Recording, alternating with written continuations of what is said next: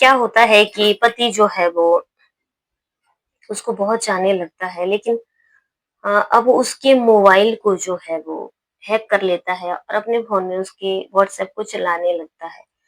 और फिर उसको बताता है कि उसने उसका मोबाइल जो है वो हैक कर लिया है, और अब वो कहती है कि मैं तुम्हारी कंप्लेंट पुलिस में करूँगी। अब वो जैसे ही ये बात कहती है कि मैं तुम्हारी कंप्लेंट पुलिस में करूँगी, वो उसके साथ कुछ ऐसा करता है कि जिसकी भी सुना उसकी आँखें फटी की फटी रह गई। राधे राधे, नमस्कार, आप लोगों का मेरे यूट्यूब चैनल बहुत ज़्यादा हार्दिक अभिनंदन है। आप लोग कैसे हो?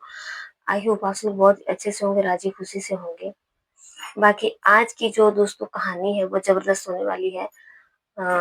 जो कि उत्तर प्रदेश की बागपत की कहानी है, और बागपत में जो है वो एक मोहल्ला लगता है ठाकुर द्वारा, जहाँ की ये कहानी है। वहाँ पे एक कपल रहता है, कपल में वाइफ का नाम जो है वो नेहा होता है और पति का नाम जो है प्रशांत होता है। फिर प्रशांत उर्फ शाम जो है वो ये दोनों रहते हैं वहाँ पे। उनका 5-6 साल का जो है वो बेटा भी है, जो कि स्कूल में पढ़ता है।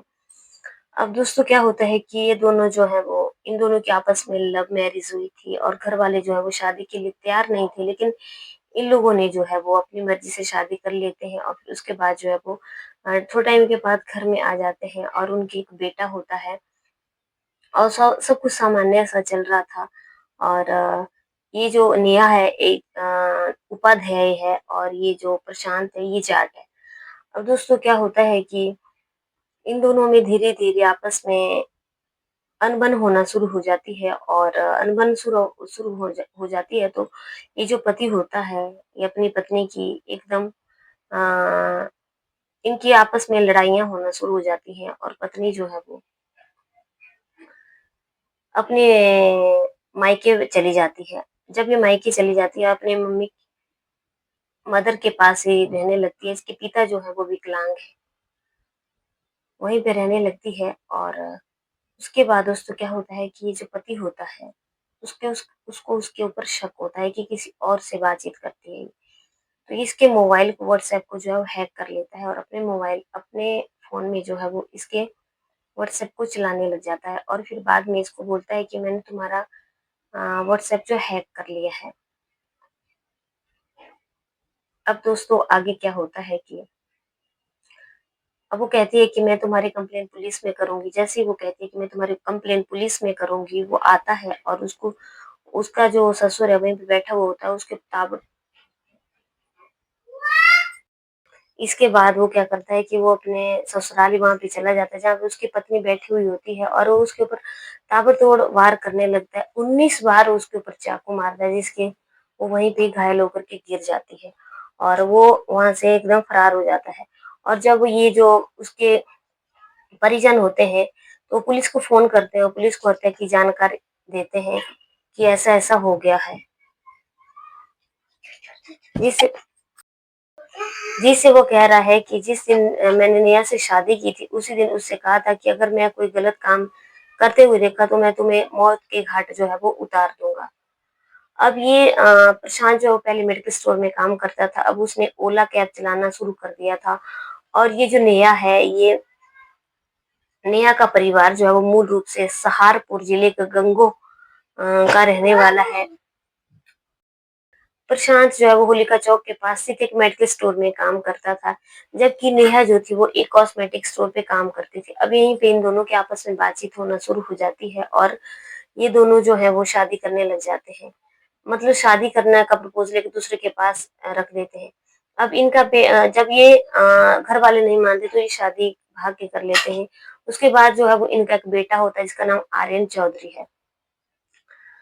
अब आर्यन चौधरी स्कूल गया था, लेकिन इसने इसकी माँ को जो है वो घर पे इसको मार देता है, और अब वो चिल्ला-चिल्ला करके बोल रहा था कि वो मुझे जेल भिजवाएगी, तो मैंने ही उसको मार दिया, अब मैं खुद जेल जा रहा हूँ।